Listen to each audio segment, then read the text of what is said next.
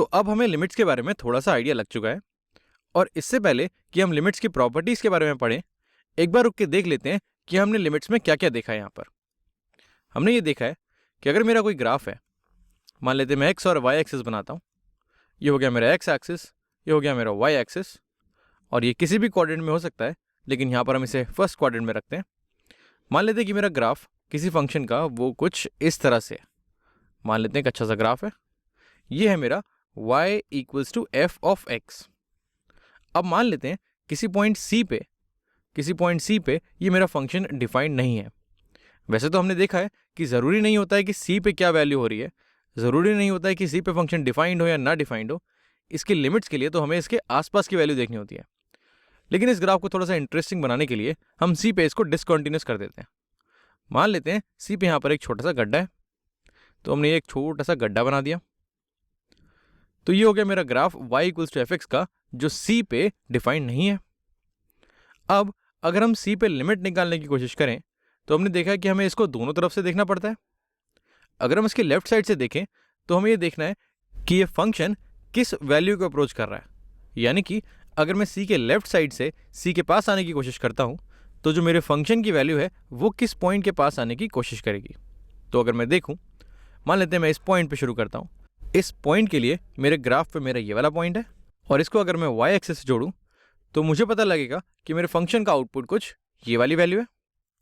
वैसे ही अगर मैं C के और पास जाऊँ, मान लेते हैं मैं इस पॉइंट पे आता हूँ, तो मेरा फंक्शन के लिए ये वाला पॉइंट है, और इस पे मेरा आउटपुट करीब यहाँ पर है। हम देख सकते हैं कि इसका आउटपुट बढ़ रहा है। अगर मैं C के और पास जाऊँ तो यहाँ पर ये वाला पॉइंट आएगा, इस पे मेरा आउटपुट ये होगा। और अगर C के मैं बहुत पास आ जाऊँ, अगर मैं लेफ्ट साइड से C के बहुत पास आ जाऊँ, मान लेते हैं यहाँ पर, तो मैं देख सकता हूँ कि मेरा आउटपुट करीब यहाँ पर आ जाएगा। तो यहाँ से मैं बोल सकता हूँ कि अगर मैं लेफ्ट साइड से C के पास आने की कोशिश कर रहा हूँ तो जो मेरा फंक्शन है वो ये वाला आउटपुट देने की कोशिश कर रहा है। ये जहाँ पर ये गड्ढा है, इस पॉइंट तक पहुँचने की कोशिश कर रहा है। ये इस गड्ढे में गिरा नहीं है अभी, क्योंकि हमने C पॉइंट को छुआ नहीं है, हम बस C पॉइंट के पास जाने की कोशिश कर रहे हैं। अब यही चीज़ अगर मैं राइट साइड से देखूँ, अगर मैं राइट साइड से C के पास जाने की कोशिश करूँ तो मैं देख सकता हूँ कि मेरी वैल्यू दोबारा से इस गड्ढे तक आने की कोशिश कर रही है। अगर मैं इस पॉइंट पे आता हूँ तो इस पे आउटपुट मेरा ये वाला है, और ये आउटपुट मेरा इतनी वैल्यू दे रहा है।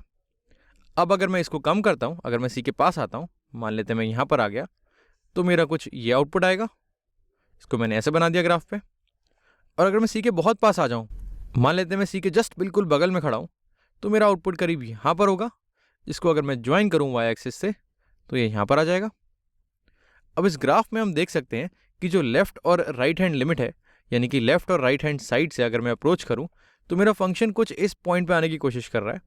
और इस पॉइंट को अगर मैं देखूँ, इसी चीज़ को हम इस फंक्शन की लिमिट बोलते हैं। अगर मैं मानूँ कि इस फंक्शन का आउटपुट मेरा L है, तो इसको हम लिखते हैं कुछ इस तरह से। हम बोलते हैं कि C पॉइंट पे, जो मेरा पॉइंट C है, यानी कि limit x approaching C point पे जो मेरे फंक्शन की लिमिट है, limit x approaching C f(x), इसकी वैल्यू हो जाती है, ये होता है L के बराबर।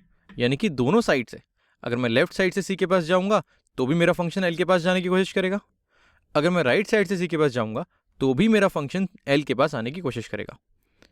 तो दोनों साइड से अगर मेरा फंक्शन L के पास आने की कोशिश कर रहा है तो मैं बोल सकता हूँ कि इस फंक्शन की लिमिट मेरी L है। अब इस डेफिनेशन से हमने अब तक काम चलाया हमारा, लेकिन आगे बढ़ने के लिए हम इसको थोड़ा ढंग से पढ़ते हैं। अब मैं ये नहीं बोल रहा हूँ कि ये डेफिनेशन हमारी गलत है या फिर ये डेफिनेशन हमारे किसी काम की नहीं है। मैं ये बोल रहा हूँ कि मैथमेटिकली रिगरस डेफिनेशन भी तो होनी चाहिए।